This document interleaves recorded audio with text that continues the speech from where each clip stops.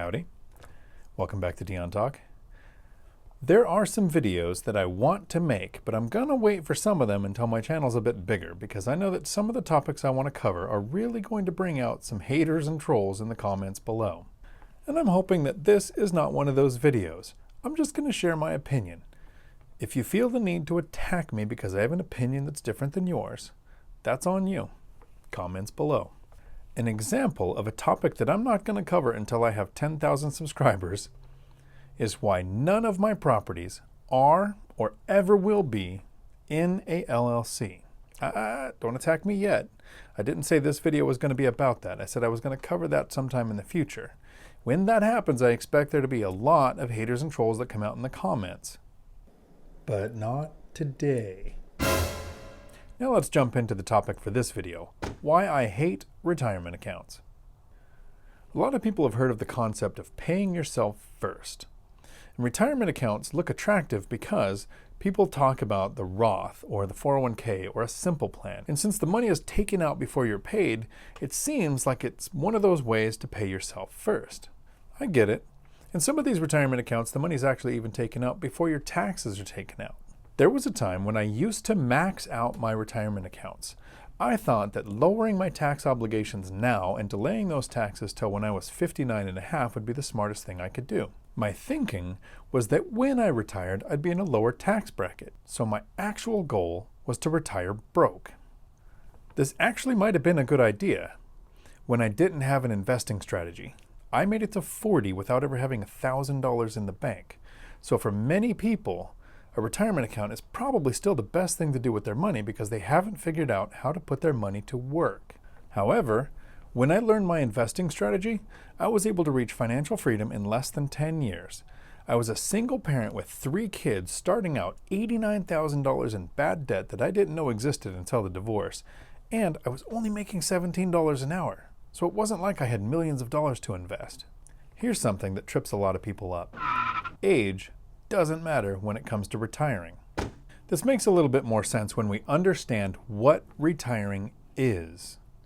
Here's how I define it. Financial freedom. I have more money coming in from my assets than it costs me to live. Once you reach this stage, you never have to work again in your life. And the key words are have to. I reached financial freedom in 2018, but I'm still working because I love what I do.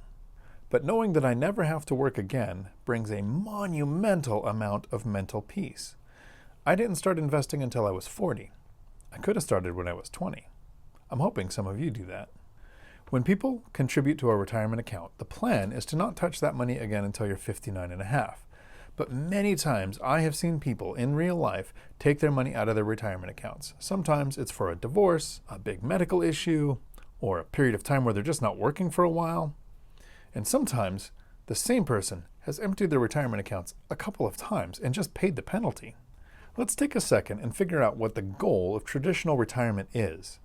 At some point, you start to withdraw funds from your retirement accounts, hopefully after 59 and a half, and at some point you can tap into Social Security.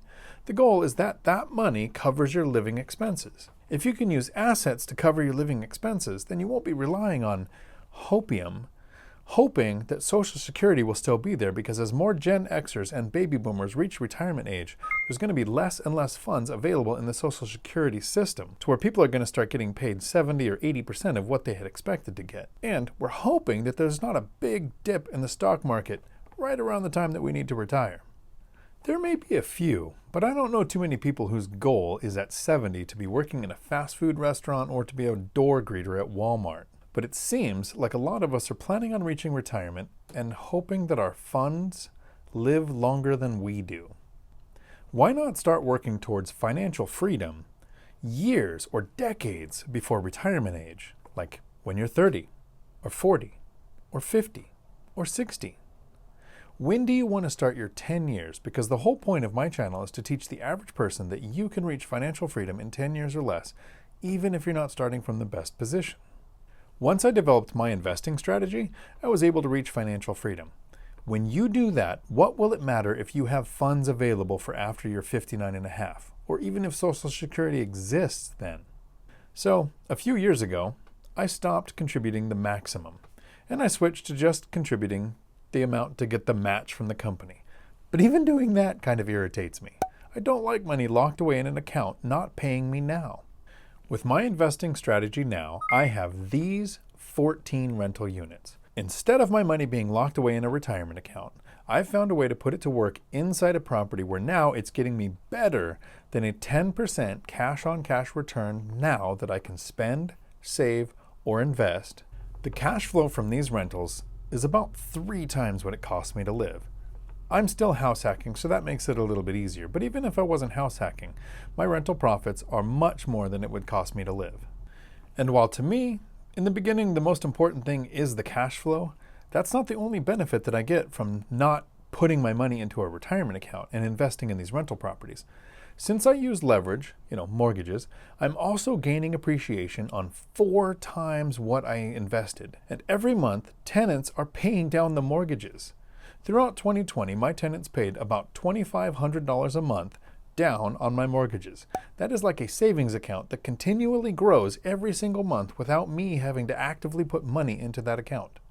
I've had some people tell me that they want to invest in retirement accounts because of the tax benefits, as if delaying your taxes are going to make them less in the future. I wonder if those people have met government. The benefits to investing in real estate are that in 10 years of investing, I have paid $0 in taxes on my rental profits. The tenants are paying the property tax.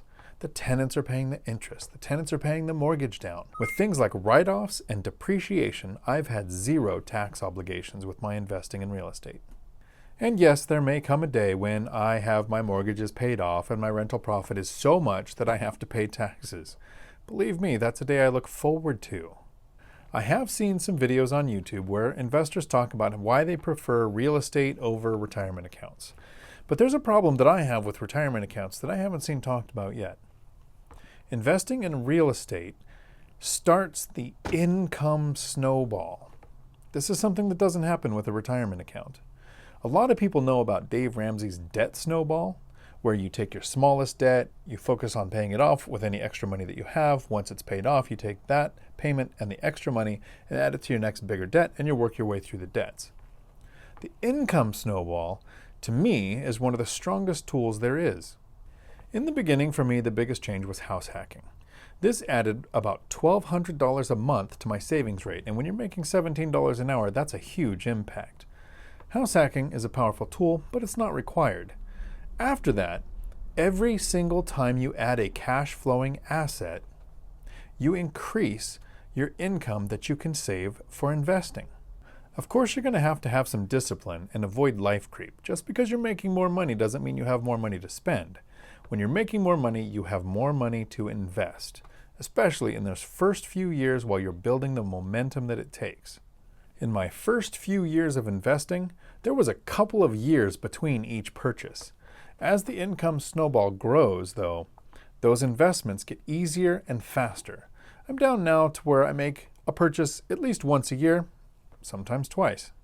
And I want to be really clear, I'm not saying don't have a retirement account. For most people who don't have an investing strategy where they know they can put their money to work with confidence, knowing that they're going to get an expected return, a retirement account is probably the best bet for them. But if a person finds a way to put money to work, and it will work harder in an asset than it will in a retirement account, then it makes sense to focus on investing.